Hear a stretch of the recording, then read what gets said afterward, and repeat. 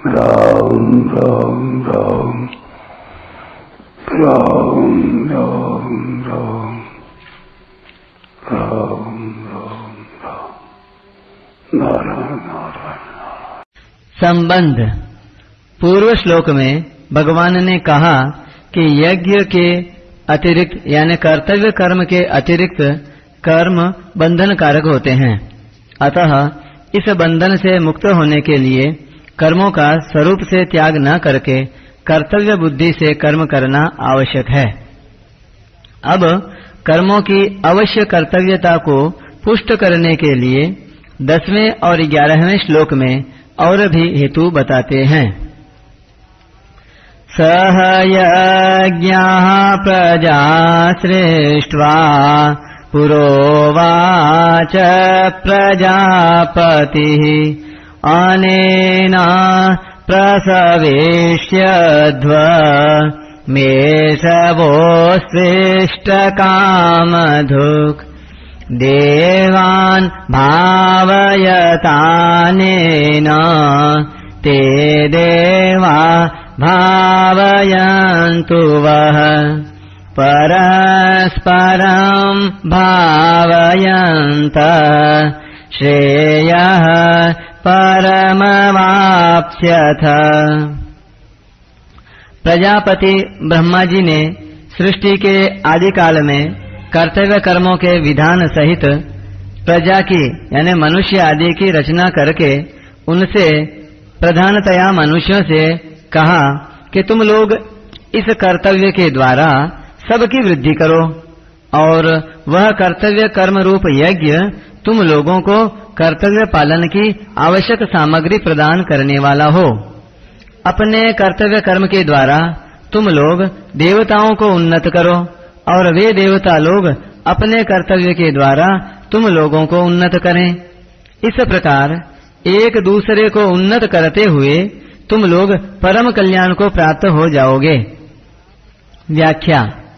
सह यज्ञः प्रजा सृष्ट्वा पुरोवाच प्रजापतिः। ब्रह्मा जी प्रजा के यानी सृष्टि के रचयिता एवं उसके स्वामी हैं। अतः अपने कर्तव्य का पालन करने के साथ वे प्रजा की रक्षा तथा उसके कल्याण का विचार करते रहते हैं।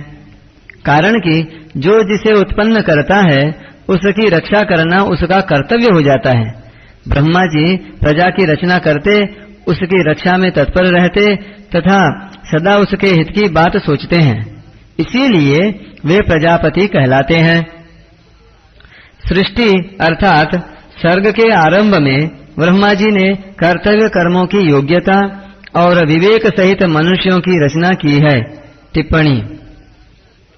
यहाँ यह समझ लेना चाहिए कि भगवान की आज्ञा से और उन्हीं की शक्ति से ब्रह्मा जी प्रजा की रचना करते हैं। अतः वास्तव में सृष्टि के मूल रचयिता भगवान ही हैं। अनुकूल और प्रतिकूल परिस्थिति का सदुपयोग कल्याण करने वाला है। इसलिए ब्रह्मा जी ने अनुकूल प्रतिकूल परिस्थिति का सदुपयोग करने का विवेक साथ देकर ही मनुष्यों की रचना की है।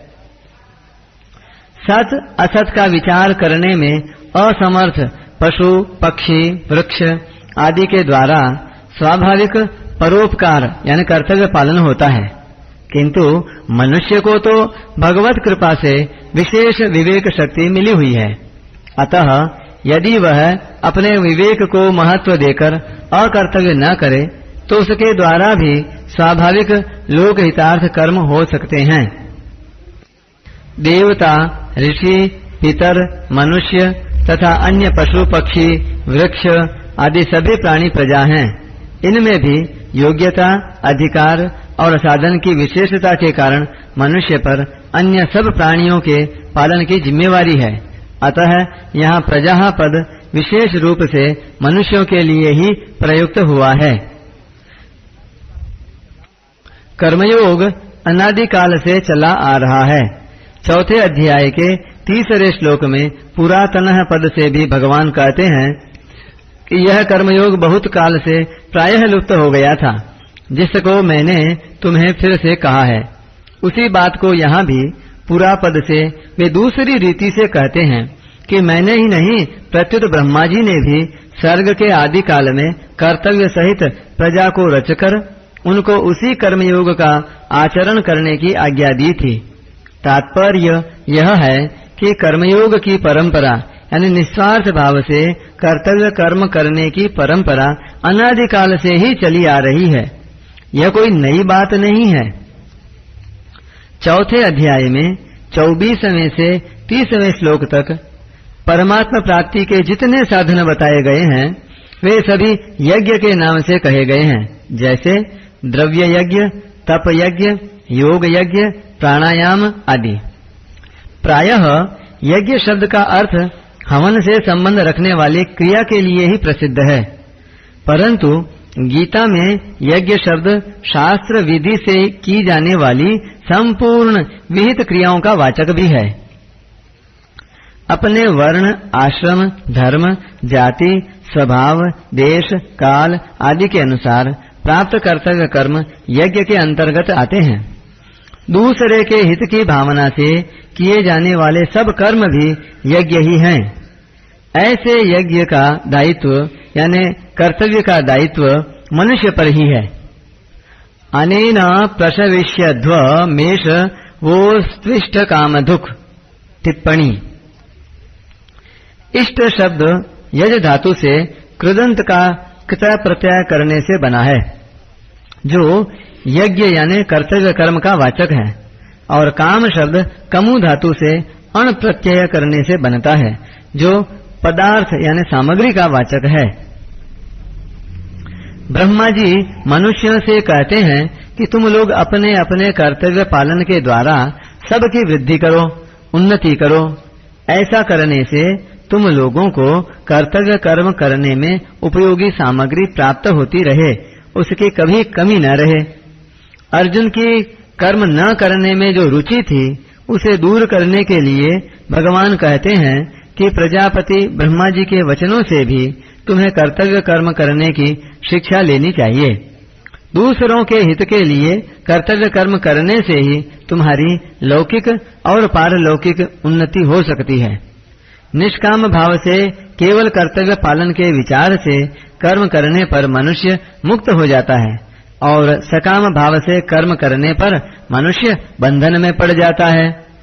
प्रस्तुत प्रकरण में निष्काम भाव से किए जाने वाले कर्तव्य कर्म का विवेचन चल रहा है।